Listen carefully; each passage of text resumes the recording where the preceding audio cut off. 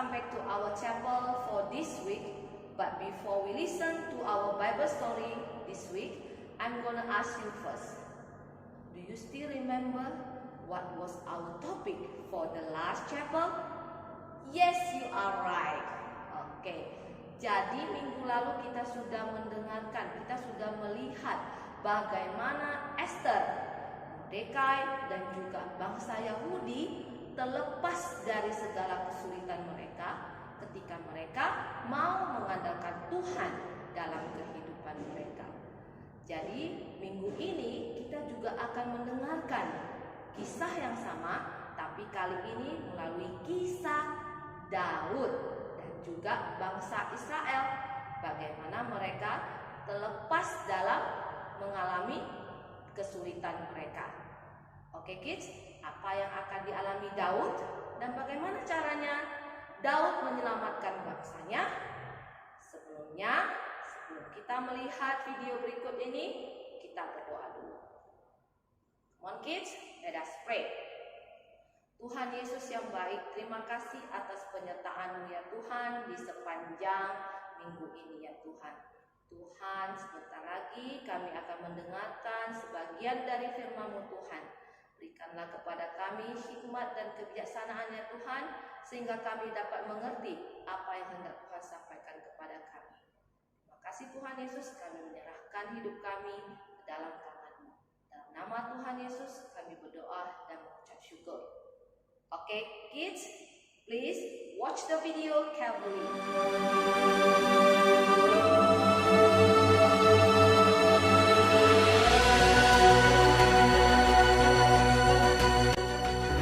Orang Amalek telah menyerbu tanah Negeb dan Siklak.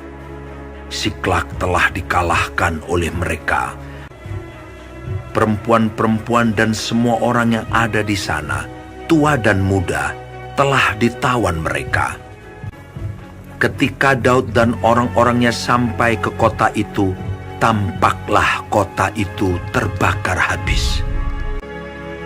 Lalu menangislah Daud dan rakyat yang bersama-sama dengan dia itu. Dan Daud sangat terjepit karena rakyat mengatakan hendak melempari dia dengan batu. Seluruh rakyat itu telah pedih hati, masing-masing karena anaknya laki-laki dan perempuan. Tetapi Daud menguatkan kepercayaannya kepada Tuhan Allahnya. Lalu Daud memberi perintah kepada Imam Abiatar, "Bawalah efod itu kepadaku."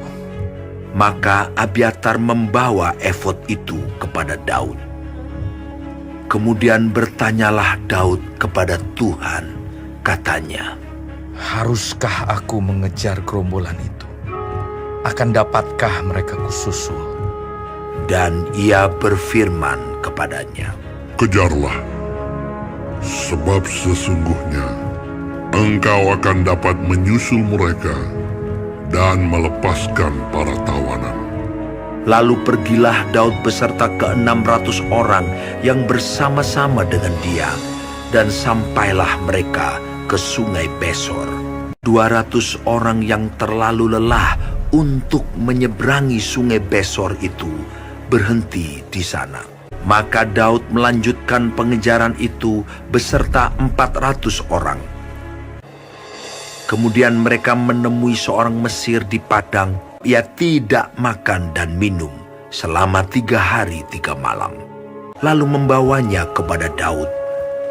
Mereka memberi dia roti, kemudian mereka memberi dia minum air, sepotong kue ara dan 2 buah kue kismis. Dan setelah dimakannya, ia segar kembali. Kemudian bertanyalah Daud kepadanya, "Budak siapakah engkau? Dan dari manakah engkau?" Jawabnya, "Aku ini seorang pemuda Mesir, budak kepunyaan seorang Amalek. Tuanku meninggalkan aku karena 3 hari yang lalu aku jatuh sakit." Daud bertanya kepadanya, "Dapatkah engkau menunjuk jalan kepadaku ke gerombolan itu?" Katanya, "Bersumpahlah kepadaku demi Allah, bahwa engkau tidak akan membunuh aku dan tidak akan menyerahkan aku ke dalam tangan tuanku itu."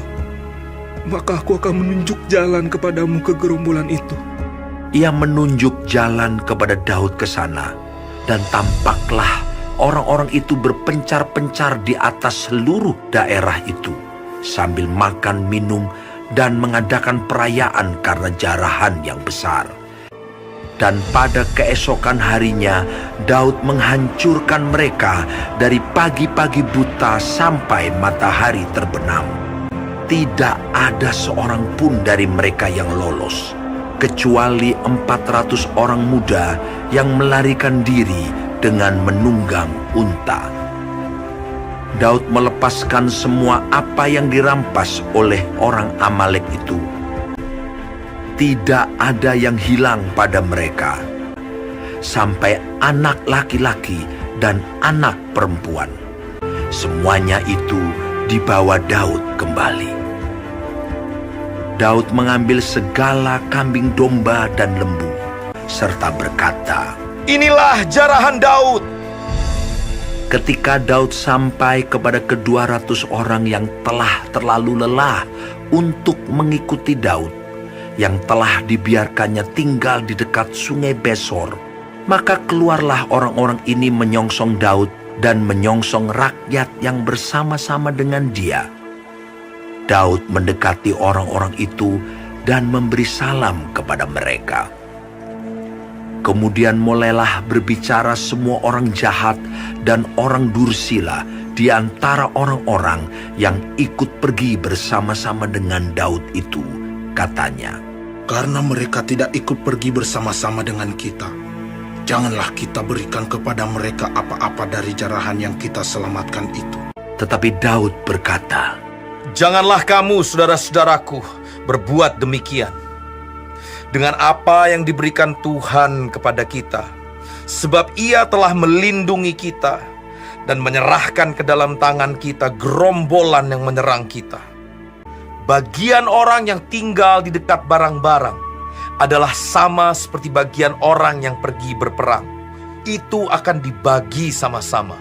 hal itu ditentukannya menjadi ketetapan dan peraturan bagi orang Israel sampai sekarang. Nah, kids, kita sudah menyaksikan bagaimana Daud menyelamatkan bangsa Israel, ya, dari kesulitan yang mereka hadapi, kesulitan yang sudah membuat mereka begitu bersedih sampai meratap kehabisan air mata.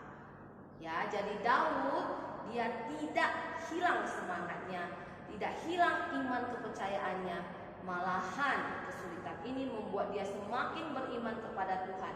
Dia senantiasa meminta pertolongan Tuhan, meminta jawaban dari Tuhan atas pergumulannya.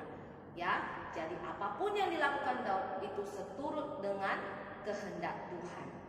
Ya kids, jadi kita pun sebagai anak-anak Tuhan, kita juga harus hidup berserah padanya. Ketika kita mengalami kesulitan, jangan takut. Kenapa? Karena Tuhan beserta kita. Ya, pertolongan yang paling hebat itu dan tidak pernah terlambat datangnya dari Tuhan. Ya kids ya, jadi apapun yang kamu hadapi, berdoa. Dalam keadaan suka duka, kamu harus berdoa. Oke kids? Ya, sekian kids ibadah kita pada hari ini. Sampai jumpa di ibadah kita minggu depan. Tetapi sebelumnya, mari kita berdoa. Oke kids, let us pray. Terima kasih Tuhan Yesus, terima kasih atas penyertaan-Mu kepada kami ya Tuhan. Terima kasih atas firman-Mu kepada kami yang begitu menguatkan kami ya Tuhan. Tuhan ajari kami untuk senantiasa berserah kepadamu Tuhan. Ketika kami mengalami kesulitan, kami hanya meminta jawaban daripadamu ya Tuhan. Meminta pertolongan hanya daripadamu ya Tuhan. Tuhan, sebentar lagi kami akan melanjutkan pelajaran kami ya Tuhan. Kiranya Tuhan membantu kami, menolong kami, sehingga kami bisa belajar dengan baik. Dalam nama Tuhan Yesus, kami berdoa dan mengucap syukur. Amen. Oke kids, see you. Bye-bye.